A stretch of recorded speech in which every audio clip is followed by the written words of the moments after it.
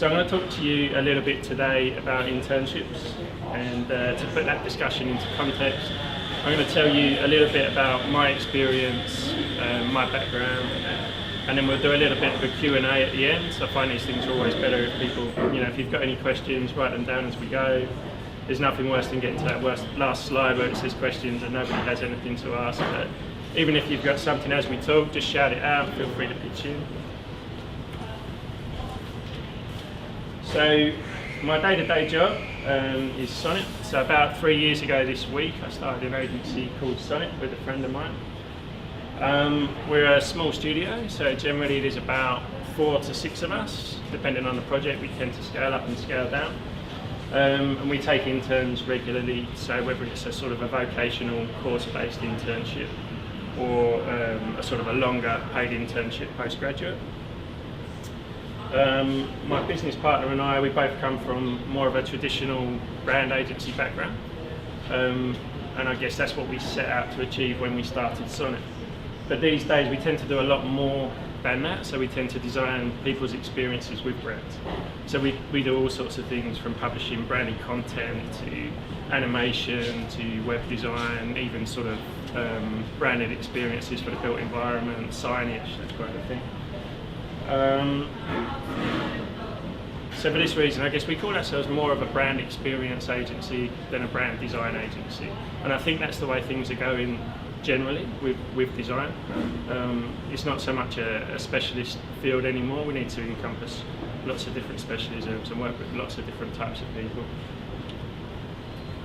To put that into a bit of context, I'll tell you a bit about a few projects that we've been working on recently. So the one top left is a project, it's kind of like a smart tech device called Kim.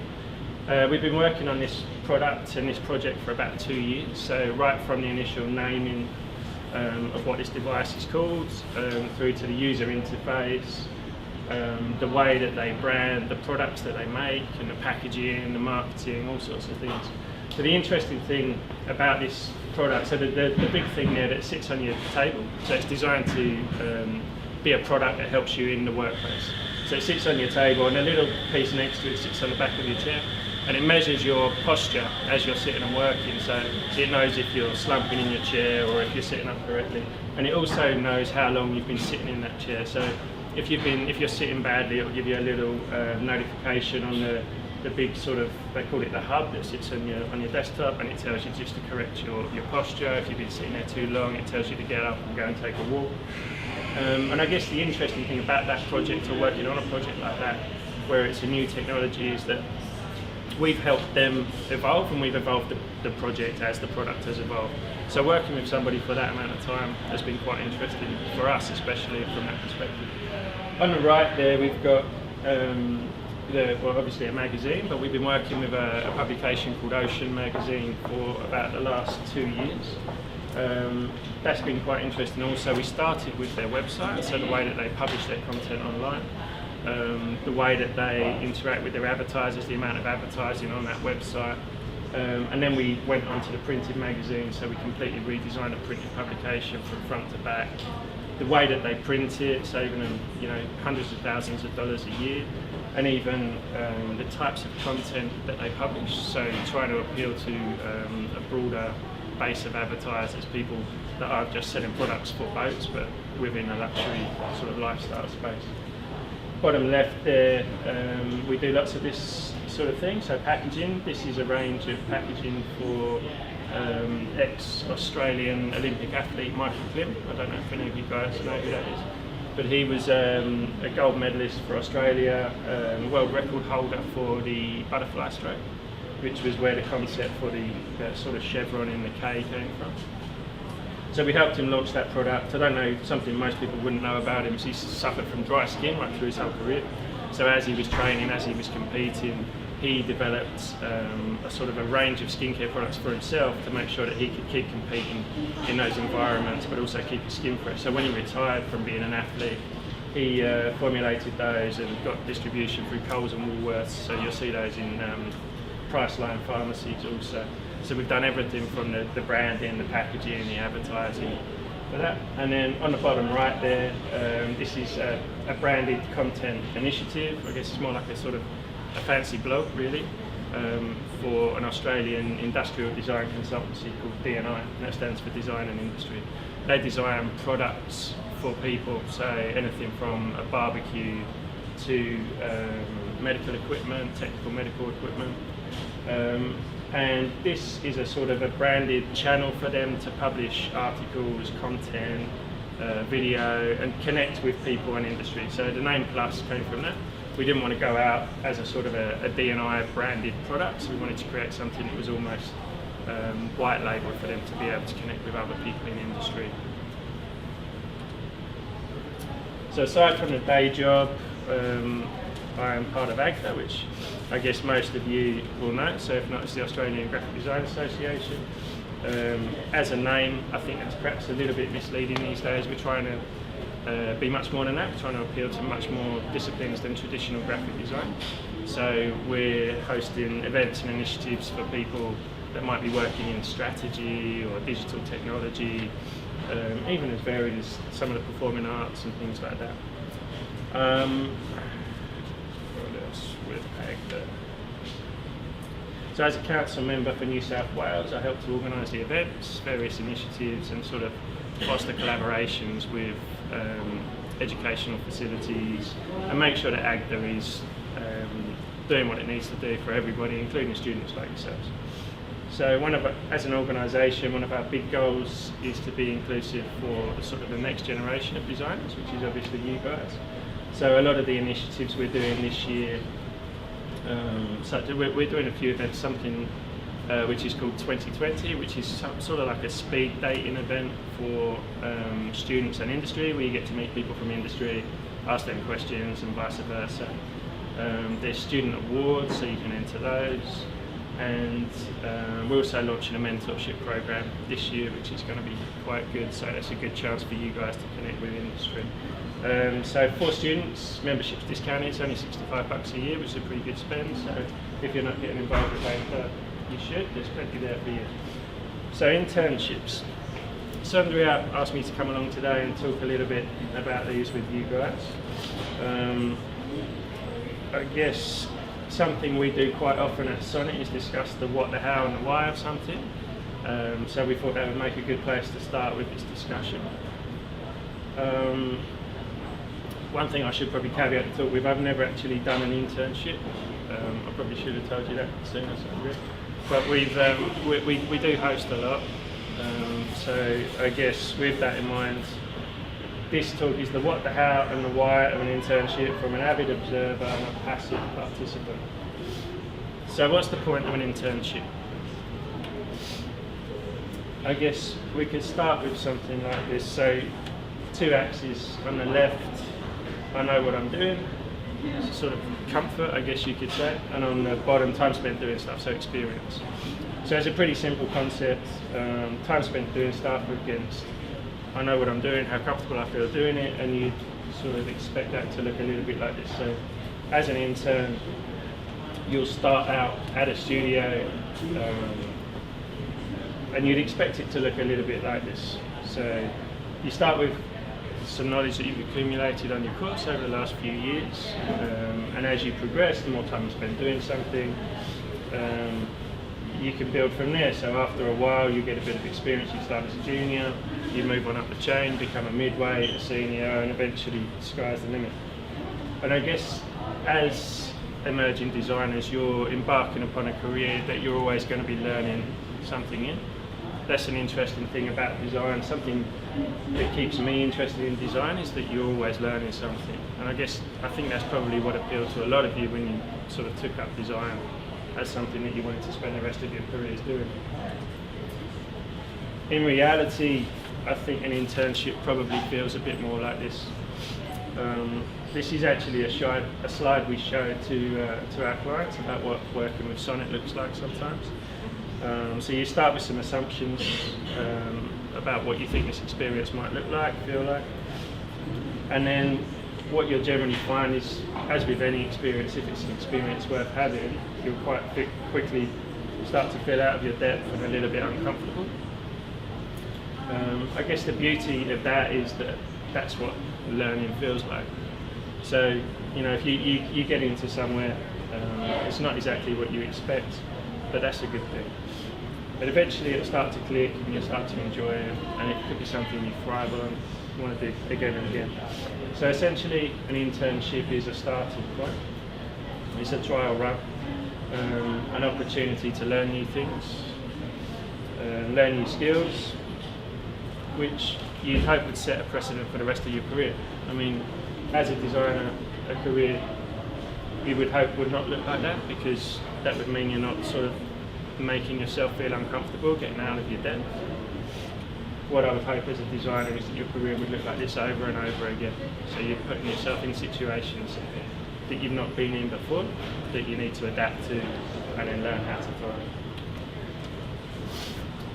The other good thing about an internship is that it's a trial run. So everybody has to start somewhere.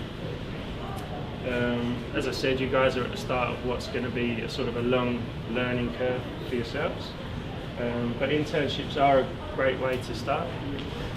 You can think of it as a sort of a bit of a pre-match warm-up, a bit of a taste of the industry without too much of the pressures that come when you're sort of you're on a sort of a full-time contract and you're expected to hit certain goals and work with clients and that kind of thing.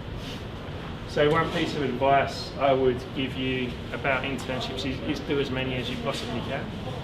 So different types of studio, whether you wanted to go to sort of a small specialist studio, a large multinational sort of group, someone like DDB upstairs, something like that. Even in-house, there's so many different types of roles that are available to us these days as designers. So this is your opportunity to sort of dip your toe in the water and see what you like, see what appeals to you. But aside from that, also perhaps do something that's outside of the discipline that you think you might want to specialise in when you graduate. So you might want to be a brand designer, but maybe you would do an internship in publishing. Something like that. I think it's just nice. You've got that opportunity to experiment now, so you don't need to commit fully to do that. So I'll bring that over here.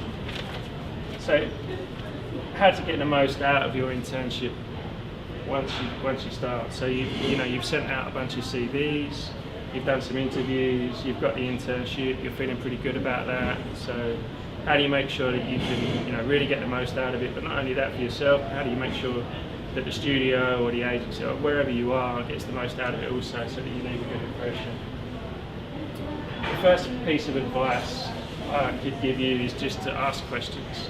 Just ask as many questions as you possibly can. It's one of those things, we see this all the time in our studio, so interns come in, but not even just interns, it can be anybody, experienced freelance designers, and they come in and they want to sort of blend in and not get in the way, but that's not what we want. We want people to ask questions, as many questions as possible, because it shows that they're engaged, it shows that they care, and it shows that they're learning, and that's something that any studio will know that you're there to do. If you go on an internship, people want to feel like you're learning. Aside from that, I guess the next piece of advice I would give you is to treat it like a real job. So it may be a 90-hour contract, it may be you might not be getting paid, and if that's the case, make sure it fits around your other sort of work or study commitments. But make sure you take it seriously. If the studio starts at 9 o'clock, make sure you're there ready to start at 9 o'clock. Get your coffee on the way, don't turn up at 9, then go and get your coffee. If you're supposed to be there on a Tuesday and somebody rings you on a Monday night and says there's this great thing happening, don't call in on Tuesday and say, look, I couldn't make it. Make sure you treat it seriously. I think that way you'll get much more out of it, and the place that you're studying at or working at will also appreciate that effort as well. Find a mentor. I think this is another important point, and perhaps it's related a little bit to the asking questions, but any agency you go into, you'll find somebody that really wants to help you learn, somebody that's as interested in their own career progression as you are. So having an intern in there is a good opportunity for them to practice their kind of leadership skills to help them teach somebody. So they're getting as much out of that as you are. So find that person, make sure you ask them lots of questions, make sure you listen to their advice, follow up once you leave if needs be. You know, just send them an email, say how did I do, what do you think I could have done better, are there any jobs going, this is our final year show, come along. People are generally really quite open and generous in the studio, so you'll find the more you speak to people, the more you'll suss out who wants to help and the more you'll get out of it. And I think also the more that person will get out of it, you know, that person will want to help you. But it's not all one-sided, so we need you guys as much as you need us.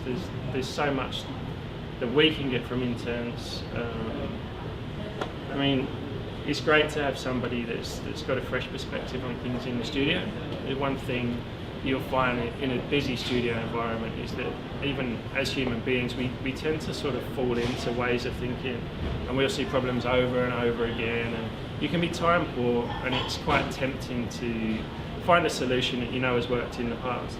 But it's great to have somebody in the studio that will be able to look at that problem for the first time, you know, with a completely fresh perspective and say, well, hey, well, have you thought about it this way? So it's great to have that sort of variation of knowledge in the studio.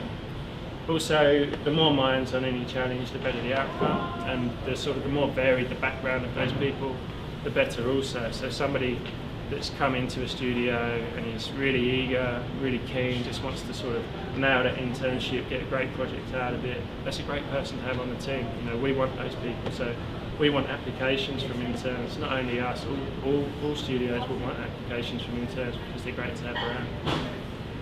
Oftentimes we'll find products or services that we are branding or marketing or whatever it is that we're doing will be marketed to younger people as well.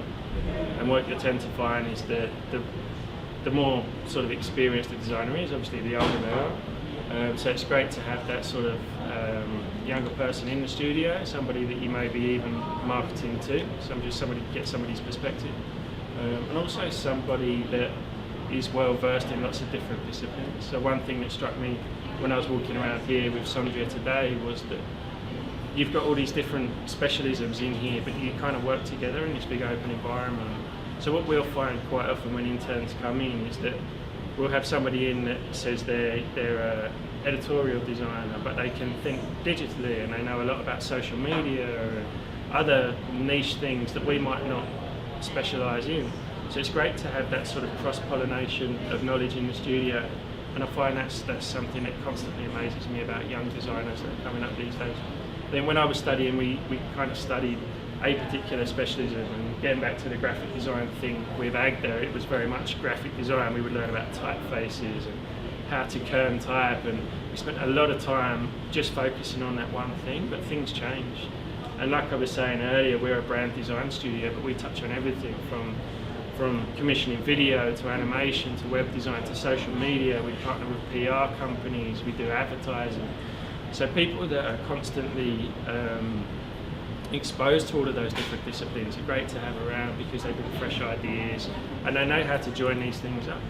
So we find they're great to have around.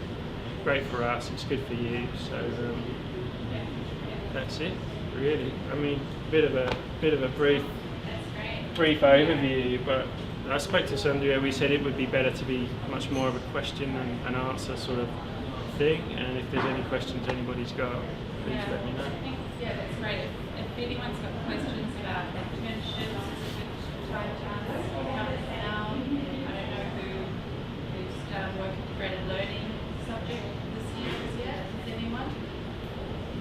Not yet. I know Sabi's going to talk to you about that. But does anyone have any questions about internships or AGDA or? Has anybody completed an internship?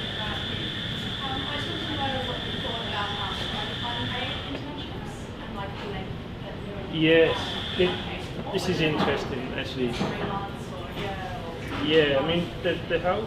So this is something that's come up recently within AGDA. And we're in the process of sort of formulating a kind of. It's not something you can police, but there should be some sort of guidelines as to what's expected from a studio and what's expected from students and what's okay and what's not. So I spoke to Sandria a little bit about this as well. I think as part of a vocational course, you guys have to complete some work integrated learning, and I think that's a 90-hour module. So it's 90 hours over 12 weeks. Yep. Right.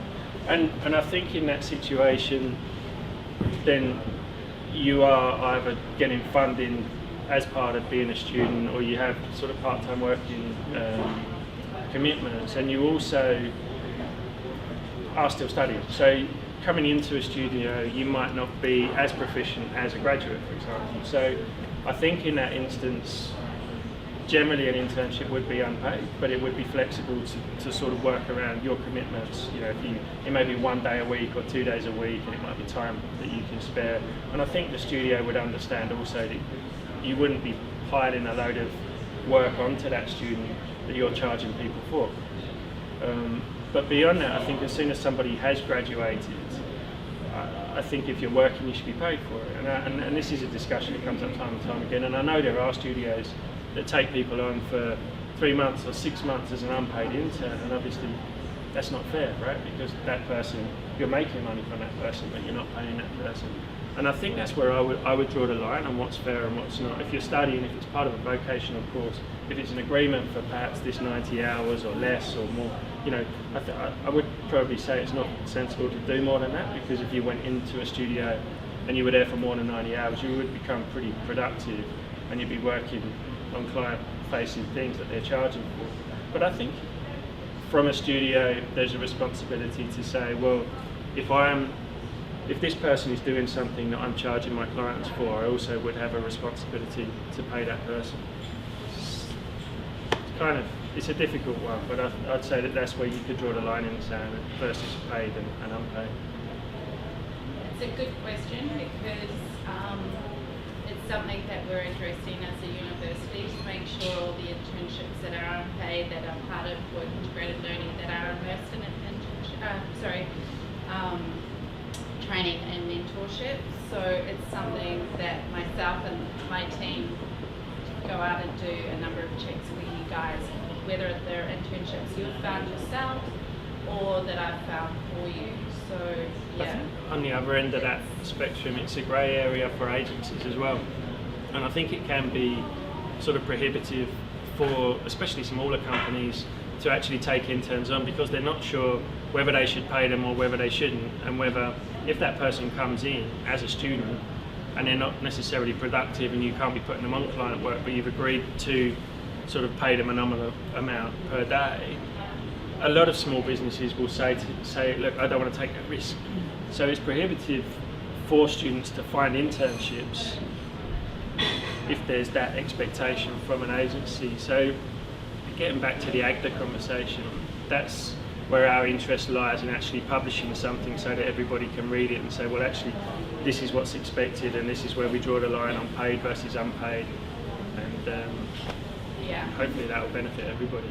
And I think you said something very important. If it's a paid internship, if you're doing the tasks of an actual employee, and I think a lot of companies, acknowledge that, and plus they're looking at taking you on as a graduate if it's successful.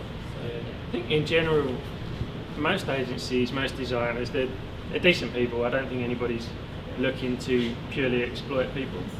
Perhaps there's a few. I mean, I'd hope not. But, yeah. I mean, I've heard some stories, and everybody has. And it's something that we'd all like to sort of stamp out, because it's not good for anybody. It's not good for our industry from an external perspective. It doesn't make us look good. But majority are really good. Yeah, I think the majority of places, if you're doing work that they're charging for, they'll pay you, and if they're not, perhaps it's worth a conversation to say, look, I'm doing client work that you're charging for, I expect something. Do you guys have any other questions? Probably I'm in the process of trying to apply for one now. What Yep. would a design agency look for in an application for? Yeah, that's a good one actually. We get a lot. One thing I'd probably skipped over, I think quite often you get emails and you see something and you think, well, this person's promising, they've got a good portfolio, a good CV, but then you've got another 7 emails or something and somebody's chasing something and the printer's messed something up, and you say, I'll come back to that, and you don't, and then you'll not hear from that person again, and you'll search through your emails for something else, and you come across it, oh, damn it, I was supposed to get back to that person. But if they had followed up, quite often the second time you get an email from somebody, you say, look, I was going to get back to them last time, I've got to get back to them this time, because they're probably not going to email a third time. So I'm not saying you have to just hound people over and over, but I think if you've got a list of places that you think you're right for, if you've written a personal introduction so that they know this isn't a blanket email that you've sort of blind CC'd 100 other studios into, mention a bit of their work, say what you like about their work, perhaps draw a comparison between something you do in your work to their work, and say why you'd be a good fit. I mean, I know that all seems like a lot of work, but it's competitive out there, and there's a lot of interns or people applying for roles. I think even if that person isn't the right fit for your studio, you would still get back to them. We try to get back to everybody, especially if we've got a personalised email. So make sure you sort of shortlist the companies that you think you're the right fit for, not just the coolest companies in Sydney. You know, I'm sure for us to get an email from every student in Sydney, but pick the ones that you think you can add value to, pick the ones that you think you've got something in common with, and send them a personal email, send them your work, and if you don't hear back, follow up. So you mentioned to like do as many internships as possible. Yep. Is it to like apply for a basic course? So like say you're not really strong in printing, parts of that.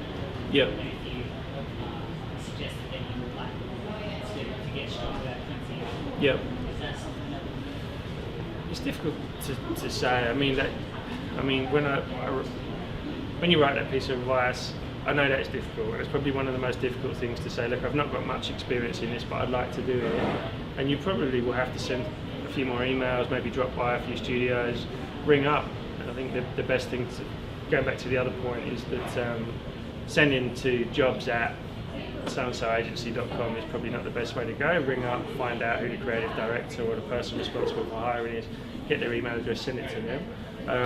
And going back to your point, I think if you wrote a very personalised email, again, saying the things that you like, showing some experience, because I mean, if you had spent 2 years learning printing and you suddenly decided you wanted to do web design and got in contact with, you know, an amazing digital agency, there's probably a little chance you're going to do that. But if you can show them a few things that you've done, or draw comparisons with something that you've done that is in a different discipline but a similar way of thinking, I think that goes a long way. I think what we're looking for in interns quite often is not looking at an amazing portfolio that we think, wow, this person is the best designer I've ever seen, but somebody who's really passionate, you know, really genuinely interested.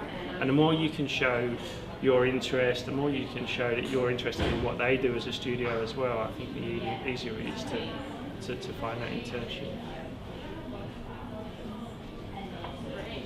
Any other questions? Anything about actor or video?